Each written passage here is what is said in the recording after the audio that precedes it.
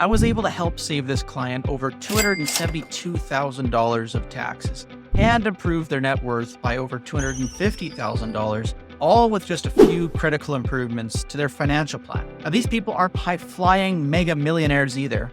They're probably a lot like you. In this video, I'll show you how we did this. Let's dive in.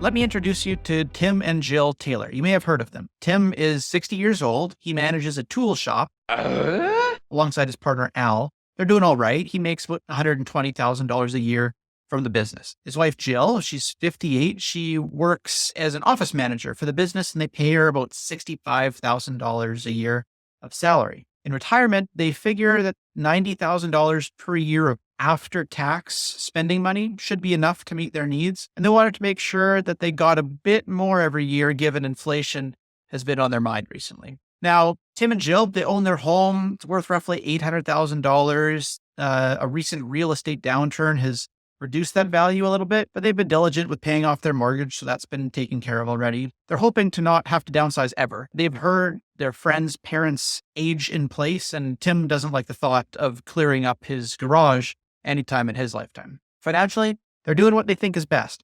They max out their RSPs every single year, and they've managed to invest into their tax-free savings accounts, as well as set aside some money into a non-registered emergency fund. They're both intending to retire in the year that Tim turns 65 years old, and they want to take CPP, the Canada Pension Plan, at the same time. Tim's going to be receiving about 88% of the CPP maximum, based on the last time that he looked it up, and Jill is going to be receiving about 55%, which is about average here in Canada. Again, pretty typical. Because they're focused on minimizing taxes on an annual basis, they are anticipating to draw from their tax-free savings account first, and then their open account, their non-registered account, before they start to draw from their RRSPs. Now, it's not a terrible plan. When we run this scenario to help them see how this is all going to work out, we can see here that the cash flows are continuing till Jill's age 95, when the liquid funds finally run out.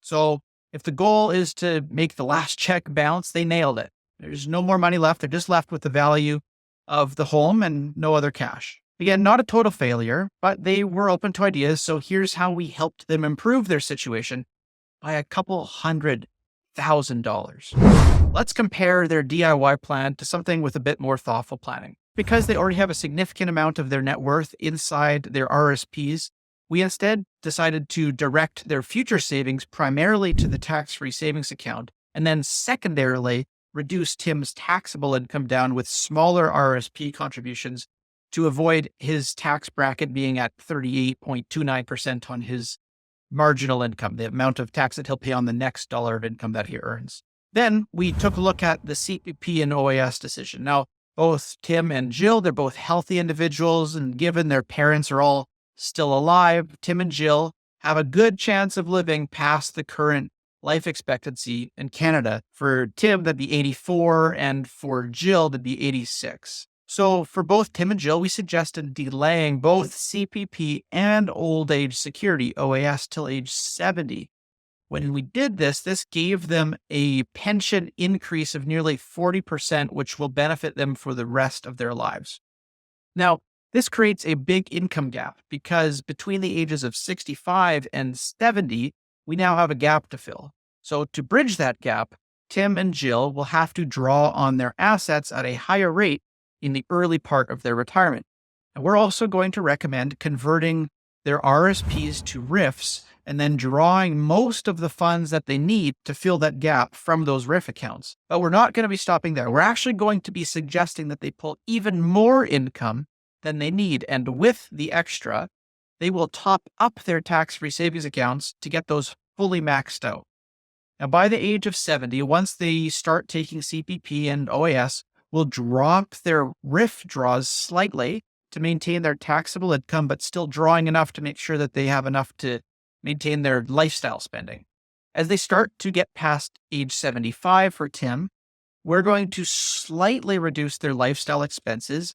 It made sense for them. They're going to be traveling less, fewer discretionary tool purchases for Tim.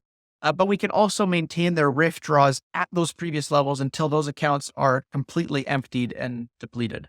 So by the time they come to the age of 84 and 82, they're going to have no more RIF income. They're going to be living completely off their pensions and little TFSA draws to top up their income. So it seems just a few tweaks around the edges here. But what was the effect of all of this?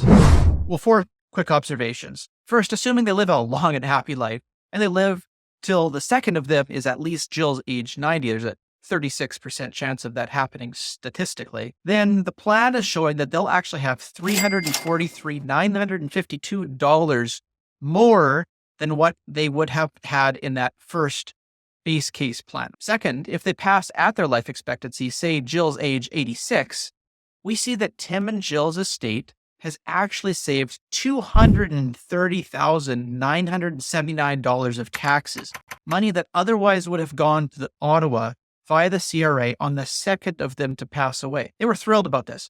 More to their kids, Brad, Randy, and Mark. Incredible. Third, the risk here was that by delaying CPP, that they would contribute money their whole lives to the CPP, right, the Canada Pension Plan, and then not be squared away if they were to pass away earlier. If they only made it through 10 years of retirement to Tim's age 75, there's only projected to be a $7,672 difference between the new plan and their old plan, largely due to the fact that their estate tax bill has been eviscerated by $362,670. It's been slashed by over 67%. And fourth, if Jill wins the longevity lottery and actually lives till age 95, instead of her running out of money and just being left with the value of the house, the new plan shows her still having over $500,000 piled up inside her tax-free savings account. Now, in total, these are massive improvements, and every situation that we run is different, which is why it's essential to have help running these numbers based on your own situation. Not the back of the napkin math either, the kind that pulls all of these variables together into consideration. We do this all the time. If you'd like a hand looking through your situation to see if there are any gaps or missed opportunities, like in Tim and Jill's case, every week we set aside a few hours to help folks who have their own questions. So if you'd like to grab one of those time slots, I'll put a link in the description below for you to take advantage of that offer. That's it for now. Thanks for joining me today. If you found this video helpful, consider liking or subscribing for more valuable insights on retirement-specific ideas. I'll see you next time.